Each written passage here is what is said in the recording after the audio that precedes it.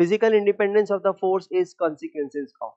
तो physical independence of the force है वो कॉन्सिक्वेंसेज होता है फर्स्ट लॉ ऑफ मोशन का, यानी कि ऑप्शन 3।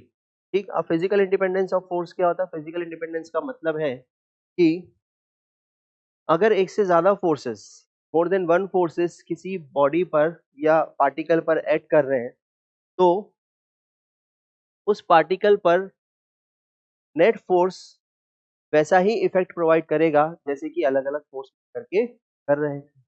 ठीक, और यही बात फर्स्ट लॉ भी बोलता है। फर्स्ट लॉ बोलता है कि अगर कोई ऑब्जेक्ट है उसके ऊपर नेट एक्सटर्नल फोर्स जीरो है, नेट एक्सटर्नल फोर्स जीरो है, मतलब सारे फोर्सेस का वेक्टर सम, नेट फोर्स अगर जीरो है तो उस ऑब्जेक्ट की स्टेट चेंज नहीं होगी, वो कांस्टेंट वेलोसिटी से जा रहा था तो कांस्टेंट वेलोसिटी से ही जाता रहेगा, अगर रेस्ट पर है तो रेस्ट पर ही रहेगा।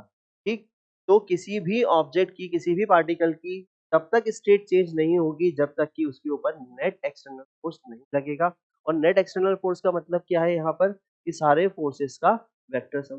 तो जैसा यहाँ पर नेट फोर्स बिहेव कर रहा था, पार्टिकल की स्टेट चेंज कर रहा था, वैसे ही अगर सारे फोर्सेस के हम अलग अलग बिहेवियर को देखें, अलग अलग एक्सेलरेशन को वेक्टर सम कर दें, ठीक, उनके रिजल्ट्स को वेक्टर सम कर दें, तो वो वैसे ही हमें रिजल्ट देगा जैसे कि नेट फोर्स हमें रिजल्ट दे रहा है। तो फर्स्ट लॉ ऑफ मोशन जो है वो physical independence of the force को कंसिक्वेंसेस।